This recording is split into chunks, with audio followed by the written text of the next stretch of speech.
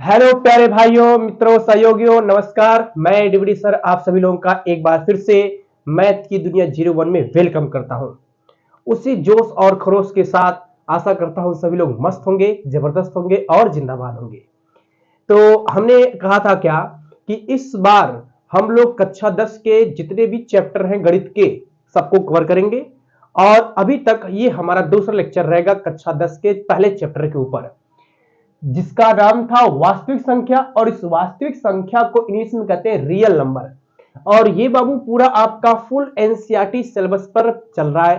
ठीक है, अब तक हमने जो है इसके क्लास 9th और क्लास 10th के कनेक्शन के बारे में समझा था इसके पिछले वाली वीडियो में।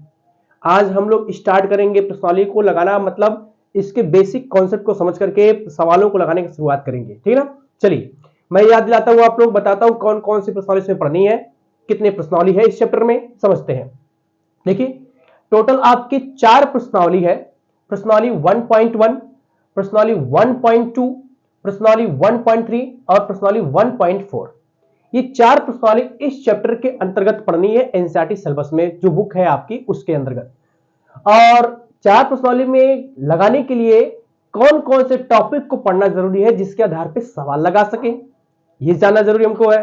तो उन प्रश्नावलियों को लगाने के, सवालों को लगाने के लिए मैंने टॉपिक लिखा हुआ है क्या कि यूक्लिड विभाजन एल्गोरिदम का एचसीएफ निकालेंगे प्रश्नावली 1.1 में। मतलब इस यूक्लिड विभाजन एल्गोरिदम का प्रयोग करके हम लोग एचसीएफ निकालेंगे, एचसीएफ को निकालेंगे। ठीक ना, प्रश्नावली 1 में ऐसा ही सवाल मिलेगा, कहेगा यूक्लिड विभाजन एल्गोरिदम का प्रयोग करके एचसीएफ ज्ञात कीजिए।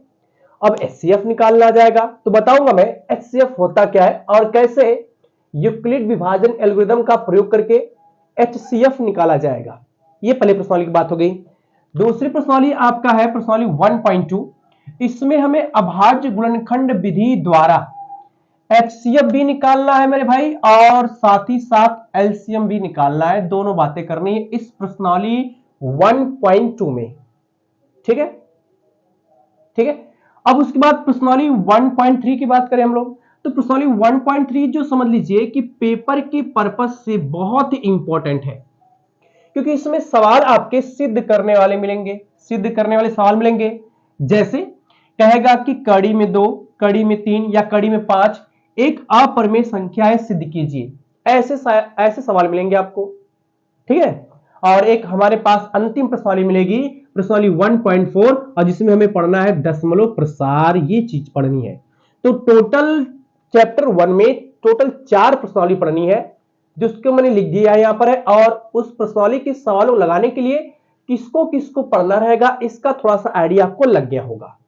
ठीक है, अभी मैं थोड़ा सा इसमें बात करूंगा कि यहां पर हमारे पास एक एचसीएफ है और एलसीएम है। तो मैं थोड़ा इसके बारे में बता दूं कि एचसीएफ और एलसीएम का फुल फॉर्म क्या होता है। देखिए ध्यान से, पहले मैं बात कर रहा हूं एचसीएफ की बच्चे, एचसीएफ इसकी बात करता हूं।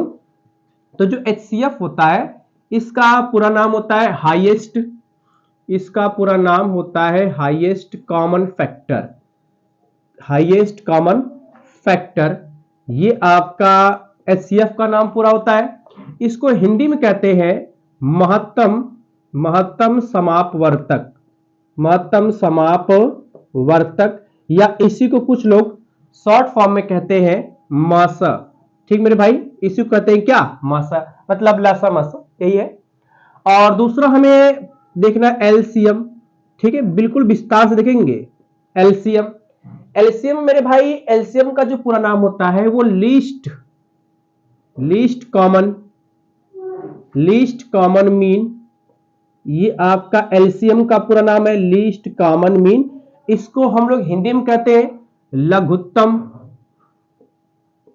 समापवर्तक, लघुत्तम समापवर्तक, या इसी को कुछ लोग लसा भी कहते हैं। तो बहुत जबरदस्त चीज है ना। लसा मसा क्या होता है उसका आपने पूरा नाम देख लिया, हिंदी में क्या होता है वो आपने जान लिया। अब हम लोग स्टार्ट करने वाले हैं जो प्रश्नावली 1.1 के सवालों को लगाने के लिए काम आएगी। ठीक है, तो मैं इसको मिटाता हूं और जो आपकी कुछ छोटी परिभाषा है उसको बताने के बाद हम लोग कुछ एक आध सवाल को समझेंगे। ठीक है भाई, मिटाता हूं इसको। देखिए जरा, तो प्यारे बच्चों, हमने जो है प्रश्नावली को देख लिया कि कितने प्रश्नावली इस चैप्टर में हमें पढ़ने हैं वास्तविक संख्या में। अब हम लोग चैप्टर की एकदम बेसिक कॉन्सेप्ट को शुरुआत करने वाले हैं, जिसको पढ़ने के बाद आप सभी बच्चे जो है सवालों को लगाना शुरू करेंगे। इसलिए थ्योरी को जानना बहुत जरूरी है। एक बेहतर नोट्स बनाइएगा ताकि थ्योरी पूरी कंप्लीट रहे, और जिन बच्चों की थ्योरी पूरी कंप्लीट रहेगी उनका जो है सवाल लगाने में कोई प्रॉब्लम नहीं होगी। ठीक है, तो देखिए जरा ध्यान से, हमें कुछ परिभाषाएं हैं जिसको जानना बहुत जरूरी है, और इन परिभाषाओं का कभी कभी बाय चांस प्रयोग किया जाता है। कुछ लोग पूछ भी लेते हैं कि बताओ इसे क्या कहते हैं, ये क्या होता है, तो वही चीज है। जैसे यहां पर मैं पहले बात करूं, एल्गोरिदम। एल्गोरिदम है तो चूंकि हम लोगों ने हमें ये पढ़ना है यूक्लिड विभाजन एल्गोरिदम, तो यूक्लिड विभाजन एल्गोरिदम पढ़ने से पहले हम लोग केवल एल्गोरिदम के बारे में जान लें कि एल्गोरिदम होता क्या है, फिर बाद में समझेंगे उस चीज को आगे। तो एल्गोरिदम कहता क्या है कि सुपरिभाषित चरणों की एक श्रृंखला होती है जो एक विशेष प्रकार की समस्या को हल करने की प्रक्रिया या विधि प्रदान करती है। ये कहने का मतलब है, अब इसको एग्जांपल के माध्यम से मैं समझाऊं कि जैसे मान लीजिए हमें जो है दो संख्याएं दे रखी हैं। इन दो संख्याओं को हम लोग भाग करना है। जैसे मान लिया जाए इस तरह से कि अगर हमारे पास ये तरीका है कि मान लीजिए दो संख्या, एक 20 है और एक 5 है, ये है। अब ये भाग करने की जो तरीका है, मान लिया जाए हमें भाग करना है 20 में 5 से, तो एक तो भाग इस तरह करेंगे 4 हमारा आंसर हो जाएगा। एक भाग हम लोग इस तरह कर सकते हैं क्या कि 5 से भाग करें 20 में, तो 5 चौक के 20, 4 बार भाग जाएगी, तो ये आपका कट के 0 हो जाएगा। ये तरीका है। तो वही चीज है आपका कि एक चरणबद्ध श्रृंखला होती है जो एक विशेष प्रकार की समस्या को हल करने की विधि या प्रक्रिया बताती है। कौन? एल्गोरिदम। ये कहना चाहता है। उसके बाद मेरे भाई हम लोग बात करेंगे प्रमेयिका की, कि प्रमेयिका क्या होता है। तो प्रमेयिका जैसे कह रहा है क्या कि यह एक सिद्ध किया हुआ कथन होता है, इसे अन्य कथन को सिद्ध करने में प्रयोग किया जाता है। जैसे हम लोग पढ़ेंगे कक्षा 9 में कि त्रिभुज के तीनों कोणों का योग 180 अंश होता है। ये एक प्रमेय है, सिद्ध किया गया है इसको भी। अब इस कथन का प्रयोग हम अन्य सवालों लगाने में करते ही है, उसका प्रयोग किया जाता है। तो इसी बात को जो है, जो कथन मान लो सिद्ध किया गया है और उसका प्रयोग हम सवालों को लगाने में करें, तो इस चीज को बोला गया प्रमेयिका। ये साफ साफ लिखा हुआ यहां पर है कि यह एक सिद्ध किया हुआ कथन है, इसे अन्य कथन को सिद्ध करने में प्रयोग किया जाता है। भाई जाहिर सी बात है कि त्रिभुज के तीनों कोणों का योग 180 अंश हमने पढ़ा था, प्रमेय है, सिद्ध भी किया था। अब इसका प्रयोग हम अन्य सवालों को लगाने में करते ही है, तो जब करेंगे तो प्रमेयिका बन जाएगा। ठीक है, तो ये दो टॉपिक थी जिसको आपको समझना बहुत जरूरी था। अब हम लोग आते हैं अपने मेन टॉपिक पर, जिसकी हेडिंग मैंने लिखा यहां पर है यूक्लिड विभाजन प्रमेयिका। इसको हम लोग बोलते हैं इंग्लिश में यूक्लिड डिवीजन लेमा। ये भाई बहुत इंपॉर्टेंट चीज है, इसी के बेस पर तो एचसीएफ निकाला जाएगा। पहले समझते हैं ये है क्या, फिर उसके बाद कैसे निकालेंगे एचसीएफ। इसके बेस पे हम लोग एक एक एग्जांपल और एक एक सवाल प्रश्नावली को लगाते हुए चलेंगे। ठीक है, देखिए ये कह रहा है क्या कि दो दिए धनात्मक पूर्णांकों a तथा b। यहां पर दो धनात्मक पूर्णांक है, कौन कौन मैंने लिया यहां पर, a और b। पूर्णांक मैंने बताए थे आप लोगों को। दो धनात्मक पूर्णांक a तथा b के लिए ऐसी अद्वितीय पूर्ण संख्याएं q और r विद्यमान है कि a बराबर bq प्लस r, जहां पर r का मान 0 से बड़ा या उसके बराबर परंतु b से छोटा है। मतलब यह कि अगर दो संख्याएं हैं हमारे पास जिनमें से एक छोटा एक बड़ा हो सकता है, तो उस संख्याओं को हम इस फॉर्मेट में अगर लिख देते हैं a बराबर bq प्लस r, जहां पर r का मान 0 से बड़ा या उसके बराबर परंतु b से छोटा हो, तो अगर इस फॉर्मेट में लिखते हैं तो इसी चीज को हम लोग कहते हैं यूक्लिड विभाजन प्रमेयिका। जैसे फिलहाल अभी समझ नहीं आया होगा, मैं इसको एग्जांपल के माध्यम से समझाना चाहता हूं। जैसे देखिए, अगर मैं इसको एग्जांपल के माध्यम से समझाना चाहूं आप लोगों को, तो देखिए ध्यान से क्या हो जाएगा। इसी वाली हमारे पास दो संख्या है, एक संख्या मैंने 20 ले ली और एक संख्या मैंने 15 ले ली। हम ये देख रहे हैं क्या कि जो 20 होता है ये 15 से बड़ा होता है, 20 आपका 15 से क्या होता है, बड़ा होता है। तो इनमें से जो छोटी संख्या होती है उससे हम लोग बड़ी संख्या में जब भाग करेंगे तो ये एक बार जाएगा, है ना, ऐसा मान लिया जाए एक बार जाएगा तो आएगा 15 का में 15, ये गया, बचा आपका कितना 5। अब देखिए ध्यान से, हम इसको लिख सकते हैं क्या, इसको लिख सकते हैं क्या कि 20 बराबर 20 बराबर 20 बराबर 20 बराबर जाएगा 15 गुणे 1, 20 बराबर 15 गुणे 1 और प्लस में 5, ये है हमारा। तो अगर मैं इन दोनों संख्याओं को इस फॉर्मेट में लिखता हूं तो यही चीज हमारा कहलाता है यूक्लिड विभाजन प्रमेय का। और इस बात को आप लोगों ने क्लास 9th में कैसे पढ़ा था आपने क्या कि भाज्य बराबर, ये जानते आप लोग है, भाज्य बराबर भाजक गुणे भागफल, भाजक गुणे क्या मेरे भाई भागफल और प्लस में शेषफल। ये देखिए ध्यान से, आपने इस चीज को जाना था। तो इसी चीज को नाम दिया गया है क्या, यूक्लिड विभाजन प्रमेय का। सिंपल सी बात एकदम है, जिसमें यहां पर जो मैं लिखा हूं आर, ये एक प्रकार का शेषफल है और शेषफल कभी 0 भी हो सकता है, कभी 0 से बड़ा भी हो सकता है। जैसे मैं समझाऊंगा यहां पर कि मान लीजिए हमने 2 से भाग किया 10 में, तो 5 बार भाग जाएगी और ये आएगा 10, कट जाएगा मेरे भाई। तो इसको लिख सकते हैं क्या, 10 बराबर आएगा आपके पास कितना, ये 0 बचा नहीं, यहां पर 0 आ गया तो आएगा 2 गुणे 10, 2 गुणे 5 प्लस में 0। यहां पर देखिए शेषफल आपका 0 आ गया। तो वही कह रहा है क्या, जो शेषफल आपका है ये 0 से बड़ा होता है या 0 के बराबर हो सकता है, परंतु बी का मतलब ये हो गया कि यहां पर जो आपका भाजक है उसकी बात करें इससे छोटा होना चाहिए। अगर जो है ये आर बी से बड़ा है तो एक बार और भाग जा सकती है। इसलिए कंडीशन ध्यान दीजिएगा कि आर का जो मान होगा वो 0 से बड़ा होगा या 0 भी हो सकता है, लेकिन बी से छोटा होना चाहिए, तब जाके हमारी भाग रुकेगी, अन्यथा रुकने वाली भाग जाती रहेगी। तो इस चीज को ध्यान रखना है। इस चीज को अगर आप इस फॉर्मेट में लिख देते हैं तो यही चीज आपकी कहलाती है यूक्लिड विभाजन प्रमेय का। और बेसिकली यूक्लिड विभाजन प्रमेय का हमेशा दो संख्याओं के बीच में लगाई जाती है। जैसे मैंने यहां पर दो संख्या ए और बी लिया था, अब मैंने बी से या ए से बी से भाग किया तो हमें इस फॉर्मेट में मिला। इसी फॉर्मेट को या इसी रूप को कहते हैं यूक्लिड विभाजन प्रमेय का। तो ये काफी थोड़ा सा कॉम्प्लिकेटेड चीजें हैं, अगर नहीं ढंग से समझेंगे इस चीज को तो क्वेश्चन समझ में नहीं आएगा, क्योंकि आने वाले सवाल में हमें इसी पैटर्न को फॉलो करके सवाल लगाने हैं।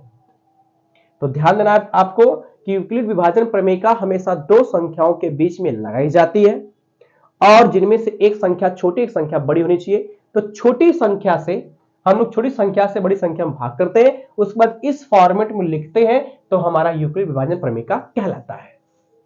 ठीक है, तो आई होप मुझे समझ में आया होगा आप लोगों को। अब मैं एक टॉपिक और बचा है जिसके आधार पर सवाल हमें बेहतरीन तरीके से लगाने, उसको पढ़ाता हूं, फिर एक आध सवाल बताता हूं ताकि पूरी बातें आप लोगों को समझ में आ जाए। ठीक है, मैं इस चीज को मिटाता हूं और एक टॉपिक बचा उसको लिखता हूं मेरे भाई। ठीक है, देखिए ध्यान से। तो मेरे भाइयों, अभी आपने जो है कुछ छोटी परिभाषाएं पढ़ ली, जिसमें सबसे इंपॉर्टेंट जो परिभाषाएं थी या सबसे महत्वपूर्ण जो टॉपिक था वो था आपका यूक्लिड विभाजन प्रमेय का। ठीक है ना, ये कहता था कि दो संख्या है जो धनात्मक पूर्णांक है तो उसको हम लोग जो है भाज्य बराबर भाजक गुणे भागफल प्लस शेषफल के रूप में लिख सकते हैं। इसी को बोला गया यूक्लिड विभाजन प्रमेय का। अब हमारे सामने बहुत ही इंपॉर्टेंट समझ लो टॉपिक है जिसके आधार पे हम एचसीएफ निकालना सीखेंगे और मैं आपको दो मात्र एग्जांपल बताऊंगा जिसके आधार पे आप एचसीएफ हवा में उड़ा देंगे। ठीक है, तो उसके लिए पहले क्या करना पड़ेगा ये ध्यान देना है। जैसे मैंने यहां पर लिखा है क्या कि यूक्लिड विभाजन एल्गोरिदम, बहुत इंपॉर्टेंट टॉपिक है ये कहता क्या है क्या कि किन्हीं दो धनात्मक पूर्णांकों के बीच एचसीएफ ज्ञात करने की प्रक्रिया को यूक्लिड विभाजन एल्गोरिदम में छोड़ दिया यहां पर हूं, यूक्लिड विभाजन एल्गोरिदम लिख लीजिएगा, यूक्लिड विभाजन एल्गोरिदम कहते हैं, ये कहना चाहता है। ठीक है ना, मतलब ये कि कोई दो धनात्मक पूर्णांक होंगे उनके बीच का एचसीएफ ज्ञात करने की जो प्रक्रिया होती है उसे यूक्लिड विभाजन एल्गोरिदम कहते हैं। ठीक है, या कोई पूछ सकता है कि यूक्लिड विभाजन प्रमेय का दो संख्याओं के बीच का एचसीएफ ज्ञात करने की प्रक्रिया को क्या कहते हैं, तो आप कहेंगे यूक्लिड विभाजन एल्गोरिदम। ठीक है मेरे भाई, ये कहते हैं हम लोग है। अब उसके बाद ये जो मैं लिखा हूं ये तो बहुत इंपॉर्टेंट है, इसी का प्रयोग करके हमें एचसीएफ निकालना है। देखिए ये कह रहा है क्या हेडिंग हमारा कि एचसीएफ ज्ञात करने की प्रक्रिया के चरण, मतलब हमें HCF ज्ञात करने के लिए किन किन बातों का ध्यान रखना पड़ेगा, कौन कौन से स्टेप को फॉलो करने हैं जिसकी सहायता से हम HCF निकाल सके। मैंने लिखा है यहां पर 3 चरण आपको स्पेशली याद करने हैं, जो मैंने बहुत ही सरलतम भाषा में लिखे हुए हैं। ये 3 चरण अगर आपको समझ में आ गए तो HCF को धुआं धुआं कर दोगे। ठीक है, देखिए पहले चरण कहता है क्या, जो पहला चरण है ये कहता है क्या, 2 धनात्मक पूर्णांक A तथा B जिसमें से A B से बड़ा, ये स्टेप ध्यान रखो।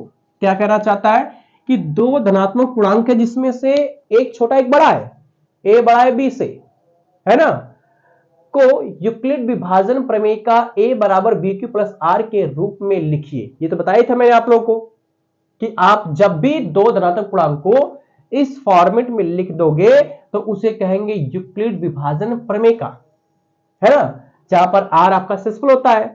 तो वही कह रहा है कि A बराबर BQ प्लस R के रूप में लिखिए यदि कह रहा है क्या, यदि R 0 हो तो, मतलब इस R का मान 0 आ जाए भाग करने के बाद, शेषफल कुछ बचे ही ना, तब कह रहा है कि B, जो B होता है B, वो A और B का क्या कहलाता है, HCF होगा। बहुत इंपॉर्टेंट बात है कि अगर R 0 हो जाए तो इसी B को हम कहेंगे कि ये B आपका क्या हो गया, HCF। लिखा हूं B A तथा B का HCF होगा। ये पहला स्टेप है, अभी समझ में आएगा जब मैं इसके बेस पर सवालों को बताना शुरू करूंगा। इसलिए मैंने कहा 2 एग्जांपल ध्यान दीजिएगा। ठीक है, अब हम लोग चरण दूसरी की बात कर लेते हैं। ये क्या कहता है, ये कह रहा है क्या कि यदि R नॉट इक्वल टू 0, मतलब शेषफल शून्य ना हो, अगर तब क्या करें, शेषफल अगर शून्य आ गया तो भाई B को A और B का HCF कह देंगे। लेकिन अगर शेषफल 0 नहीं आया तो आगे देखो ना, तब पुनः यूक्लिड विभाजन प्रमेयिका का प्रयोग करेंगे, मतलब इस फॉर्मेट में फिर बनाएंगे। कैसे बनाएंगे वो सवाल पे ध्यान देना है, करेंगे और तब तक करेंगे जब तक शेषफल शून्य ना हो। मतलब हमें यूक्लिड विभाजन प्रमेय का प्रयोग करते रहना है, तब तक करते रहना है जब तक शेषफल शून्य ना आ जाए। ये बहुत इंपॉर्टेंट बात है, शेषफल शून्य आ जाएगा तो इसका मतलब हमें HCF मिल जाएगा। कह रहा है फिर क्या, स्टेप नंबर 3 ध्यान दीजिएगा। कह रहा है कि शेषफल शून्य होने पर, मतलब शेषफल अगर शून्य आ गया तो भाजक बाबू, भाजक HCF होता है। बहुत इंपॉर्टेंट चीजें ये सब है, ध्यान दीजिएगा। अगर ये सारी चीजें नहीं समझ में मेरे आई बच्चों तो सवाल एकदम नहीं समझ में आएगा। ठीक है, अब देखिए इतनी सारी चीज जानने के बाद हम लोग 2 एग्जांपल ध्यान दे देते हैं कि 2 एग्जांपल हम समझेंगे कैसे और HCF निकाला कैसे जाएगा। देखिए पहली बात करता हूं, मान लिया जाए कि हमारे पास एग्जांपल में 1 की बात करता हूं, एग्जांपल नंबर 1। इसमें मैंने कहा कि 2 संख्या, एक 2 है और एक मैंने 10 ले लिया। अब इन दोनों संख्याओं का मुझे HCF निकालना है, किसका प्रयोग करके, यूक्लिड विभाजन एल्गोरिथम का प्रयोग करके, और इसमें यूक्लिड विभाजन प्रमेयिका का प्रयोग किया जाएगा। तो 2 संख्याओं का कैसे HCF निकालेंगे ये ध्यान देना है। तो पहले तो हमें ये चेक करना पड़ेगा कि जो 2 संख्याएं दे रखी हैं इनमें से कौन छोटा है कौन बड़ा है। तो देखिए ध्यान से, लेकिन यहां पर क्या, चूंकि हमको ये पता है कि जो 10 है, 10 है, ये 2 से बड़ा है, और जो छोटा रहता है उस छोटी संख्या से बड़ी वाली संख्या में भाग करते हैं। तो 2 से भाग करेंगे 10 में, तो 2 से भाग करेंगे 10 में तो ये जाएगा 5 बार, आएगा 10, शेषफल आ गया 0, है ना। कह रहा है क्या कि शेषफल शून्य होने पर भाजक HCF होता है, मतलब शेषफल 0 आ गया। और जब शेषफल 0 आ गया मेरे भाई तो भाजक आपका 2 है ना, इसी यही 2 आपका, यही दो आपका बनेगा क्या, HCF बन जाएगा। इट मींस मैं कह सकता हूं कि HCF बराबर में हो गया 2, ये आपका। अब देखिए इसके अगर मैं चरण की बात करूंगा तो कितने चरण बन सकते हैं इसके, पहला चरण यही बनेगा कि 10 बराबर आएगा कितना, 2 गुणे 5 प्लस में 0, अर्थात HCF हो जाएगा कितना मेरे भाई, 2। ये सीधी सीधी कह लिया जाए, यही पे जो रहता है वही आपका HCF बनता है, भाजक आपका HCF बनेगा। ये आपका पहला एग्जांपल था, एकदम छोटा मोटा। अब हम लोग बात करते हैं दूसरे एग्जांपल की, थोड़ा सा टफ वाला लेता हूं मैं।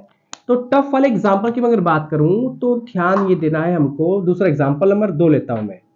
इसमें मैंने कहा कि दो संख्या है, एक 20 है और एक आपका 15 है, इन दोनों का एचसीएफ निकालना है यूक्लिड विभाजन प्रमेय का प्रयोग करके। कैसे निकालेंगे देखो उधर। तो इनमें से देखना पड़िए कि सबसे छोटी और बड़ी कौन है, पहले देखा जाए। लिखते हैं यहां पर क्या, चूंकि 20 आपका बड़ा है किससे, 15 से। आज जो संख्या छोटी रहेगी उससे बड़ी संख्या में भाग करेंगे, तो 15 से भाग करेंगे, 20 में कितनी बार भाग जाएगी, कितनी बार, एक बार जाएगी, आएगा 15 कम में 15, शेषफल बचा 5। इसका मतलब ये अभी एचसीएफ नहीं होगा। कह रहा है क्या, यदि शेषफल आर जो रिमाइंडर है 0 ना हो तब पुनः यूक्लिड विभाजन प्रेमिका का प्रयोग करेंगे और तब तक करेंगे जब तक शेषफल शून्य ना हो जाए। तो मेरे भाई अब इसका मतलब शेषफल शून्य नहीं आया तो हमें फिर से यूक्लिड विभाजन प्रेमिका का प्रयोग करना है, लेकिन किन किन के बीच में। अब ये 5 आ गया तो 5 से भाग करेंगे 15 में, ऐसे ही करना है आपको, एकदम ध्यान दो। जितना शेषफल आया उससे भाग करिए, किसमें, भाजक में। तो 15 से भाग, 15 भाग कर रहे हैं 5 से, तो अब भाग जाएगी 5 3 15, ये आ गया शेषफल 0। आज जैसे ही शेषफल 0 हुआ तो जो आपका भाजक है, भाजक यहां पर 5 दिख रहा है मेरे भाई, तो 5 आपका हो जाएगा क्या, HCF। ठीक है, इसका मतलब ये है कि इस एग्जांपल 2 में 2 स्टेप चलने पड़ेंगे, 2 चरण चलने पड़ेंगे। देखिए ध्यान से, चरण में लिखता हूं यहां पर, चरण की बात, सॉरी चरण की बात करते हैं। तो चरण कितने आएंगे, पहला चरण की बात करेंगे। पहला चरण तो मैंने यहां पर अप्लाई किया है, और ये किस, कैसे लिखेंगे इसको, 20 बराबर 15 गुणे 1, 20 बराबर 15 गुणे 1 प्लस में 5, ये आ जाएगा। सेकेंड स्टेप की बात करूंगा तो सेकेंड स्टेप मैंने यहां पर अप्लाई किया है, जिसको लिखेंगे 15 बराबर 5 गुणे 3 प्लस में 0। अब यहां पर लिख देंगे लास्ट में क्या, एचसीएफ। एचसीएफ आपका कितना आया है, 5, तो एचसीएफ हमारा हो जाएगा 5। ये फाइनली आंसर हो गया। बहुत आसान है ये, जिसको अगर समझ में आ गया एचसीएफ निकाला कैसे जाएगा, ठीक है ना। एक मैं और बता रहा हूं, देखिए ध्यान से एग्जांपल के माध्यम से कि कैसे हम लोग दो संख्याओं का एचसीएफ निकालेंगे। देखिए फिलहाल मैं इसको मिटा रहा हूं, एक एग्जांपल और समझ लेते हैं बढ़िया से।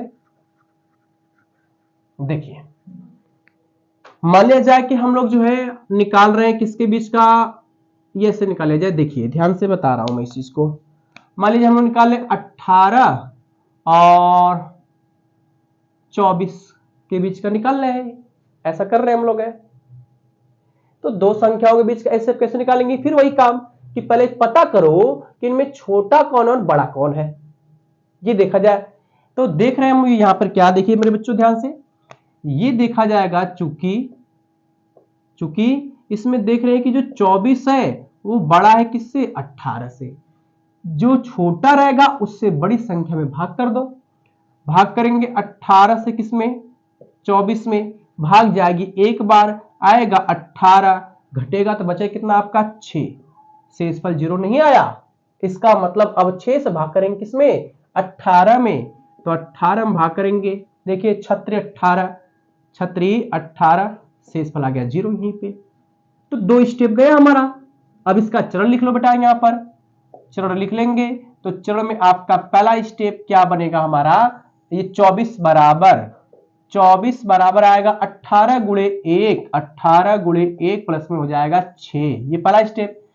सेकेंड स्टेप की अगर हम लोग बात करेंगे तो इनके बीच में अप्लाई करना है, तो ये आएगा 18 बराबर 6 गुणे 3 प्लस में हो जाएगा 0, और यही तो जो जिससे कट जाता है वही भाजक आपका एचसीएफ बनता है। तो यहां पर प्रॉपर तरीके से जो एचसीएफ आएगा वो 6 हो जाएगा। बहुत बढ़िया सवाल है, ये सब है 6, ये आपका हो जाएगा HCF, ऐसे मिलेगा हमको। तो एचसीएफ ऐसे निकालना है, दो संख्याएं दे रहेंगी, उसका कैसे प्रयोग करना है ये सब स्टेप ध्यान रखिएगा। हाँ, इतना करने के बाद इसको लिखना बहुत जरूरी है एग्जाम में। अगर ये नहीं लिखा आपने, स्टेप को नहीं लिखा आपने, कितने स्टेप में भाग हो रही है, तो नंबर नहीं मिलेंगे। नंबर तो सिर्फ मिले हैं, सिर्फ मिलने वाले हैं। ये तो समझने के लिए है भाई, अगर ये बना लेंगे तो ये बनाने में कोई दिक्कत नहीं, लेकिन अगर ये बना रहे हैं, ये समझ में नहीं आया तो ये बना ही नहीं पाएंगे। इसलिए पहले इसको जानना बहुत जरूरी है कि कितने स्टेप तक भाग हमारी जा रही है। जितने स्टेप तक भाग जाएगी उतना स्टेप यहां पर लिख दीजिए, और जिससे भाग देने पर कट गया, शेषफल 0 आ गया, वही आपका बन जाएगा HCF। ये पूरी बात है। ठीक है। तो मेरे भाई एचसीएफ निकालने का पूरा फंडा यहां पर मैंने लिखा, नोट्स बनाइएगा और बढ़िया तरीके से सवाल को लगाने का प्रयास कीजिएगा। अब अगले वीडियो में हम लोग बात करेंगे, सभी उदाहरण की बात करेंगे और उसके बाद फिर प्रश्नावली पे आ जाएंगे। तो मैं आज की इस वीडियो को यहीं पर रोकता हूं। हम लोग ऐसे ही मजेदार तरीके के साथ अपनी पढ़ाई पढ़ते रहेंगे, जारी रखेंगे और मिलेंगे अगले वीडियो में। तब तक के लिए आप सभी लोगों से मैं लेना चाहूंगा अलविदा। ठीक है, thank you for the watching this video and नमस्कार, जय हिंद, टाटा, बाय बाय।